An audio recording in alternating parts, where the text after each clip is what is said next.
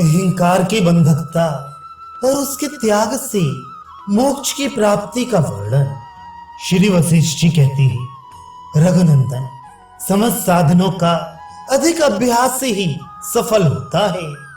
इसलिए सर्वत्र और सदा साधन करने से सब प्रकार के फलों की प्राप्ति संभव है।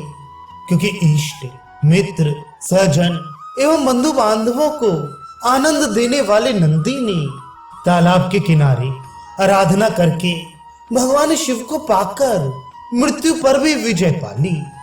दानव सेना और धन धान्य से संपन्न बलि आदि दानवों द्वारा देवता उसी तरह कुचल दिए गए जैसे हाथियों के द्वारा कमलों से भरे हुए सरोवर मत डाले जाते हैं।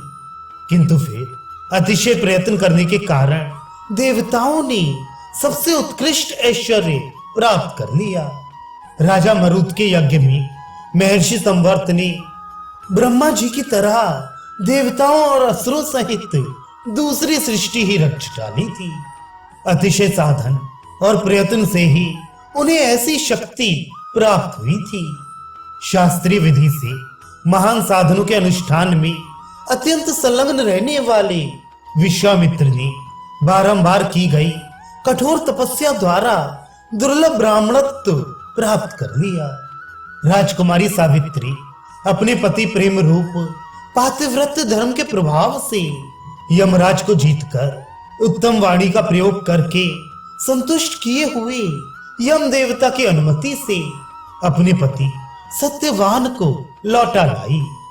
संसार में ऐसा कोई शास्त्रीय शुभ कर्म का अतिशय अनुष्ठान नहीं है जिसका फल स्पष्ट रूप से प्राप्त ना होता हो। अपने मन में ऐसा विचार करके कल्याणकामी पुरुषों को सर्वोत्कृष्ट प्रयत्न से सुशोभित होना चाहिए। संपूर्ण सुख दुख आदि अवस्थाओं की भ्रम दृष्टियों का मूलोच्छेद करने वाला परमात्मा का यथार्थ ज्ञान ही है। अतः परमात्मा की यथार्थ ज्ञान की प्राप्ति के लिए साधन का अतिशय अभ्यास करना चाहिए। संसार सागर को पार करने के लिए सत्पुरुषों के संग और सेवा के बिना तप, तीर्थ तथा शास्त्राभ्यास आदि कोई भी साधन सफल नहीं होते, जिसके सेवन से लोभ, मोह और क्रोध प्रतिदिन क्षीण होते हो और जो शास्त्र के अनुसार अपने कर्मों के अनुष्ठान में संलग्न रहता है वही श्रेष्ठ पुरुष है। जब तक अंतःकरण के आकाश में चैतन्य रूपी चांदनी अहंकार रूपी मेघमाला से आच्छादित है, तब तक वे परमार्थ रूपिणी कुमुदनी को विकसित नहीं कर सकती। जब तक हृदयाकाश में अहम भाव का बादल उमड़ घुमड़ कर बढ़ता जाता है, तभी तक तृष्णा रूपी कुटुज कुसुम की मंजरी विकास को प्राप्त होती है। वे मिथ्या कल्पित अहंकार दूषित अंतःकरण में अनंत संसार बंधन में डालने वाले मोह को जन्म देता है।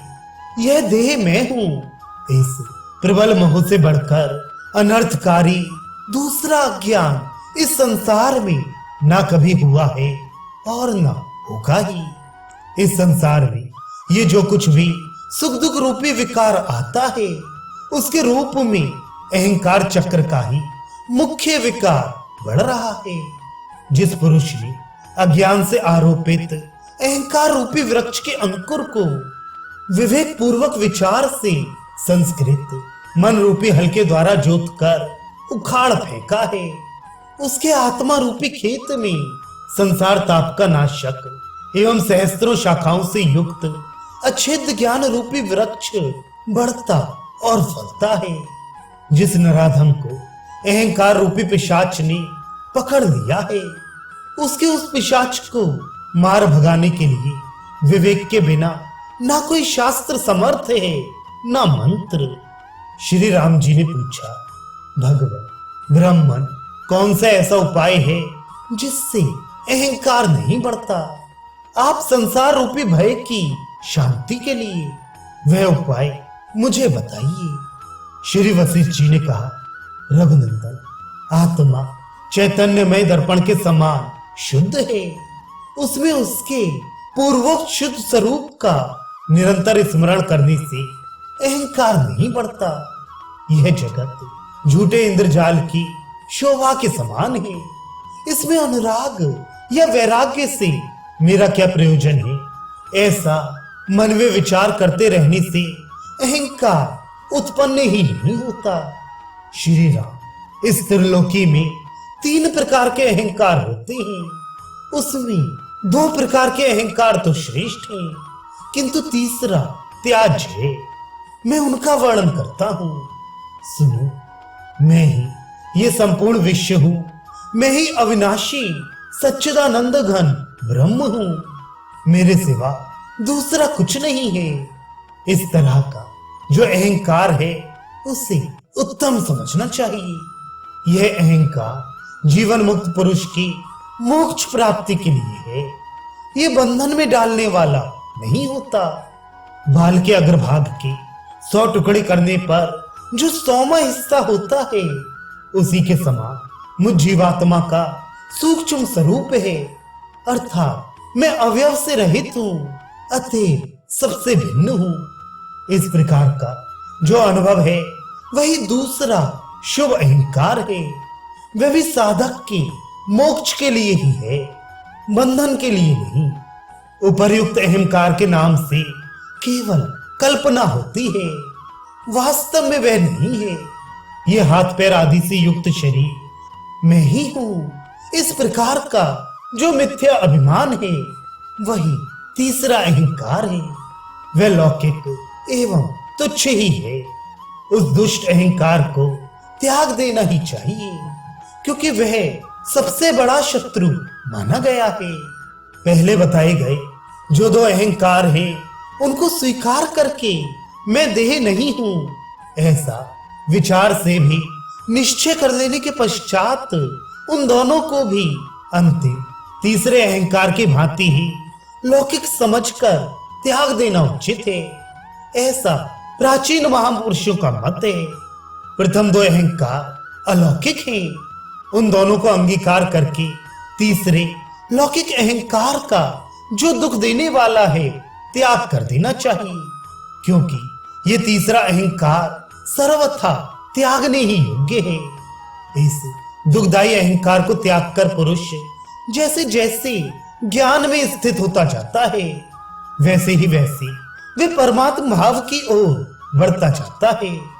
निष्पाप रघुनंदन, यदि पुरुष पूर्वोक्त 2 अहंकारों की भावना करता रहे तो उसे परम पद प्राप्त हो जाता है, और यदि उनका भी त्याग करके संपूर्ण अहंकारों से रहित हो जाए तो वह अत्यंत उच्च पद परमात्म भाव में शीघ्र ही आरूढ़ हो जाता है। महामते, जिस जीव का अहंकार शांत हो गया है उसे भोग रोग के समान जान पड़ते हैं। जैसे अच्छी तरह से तृप्त हुए पुरुष को विष मिश्रित रस स्वादिष्ट प्रतीत नहीं होते, उसी प्रकार उसे भोग अच्छे नहीं लगते।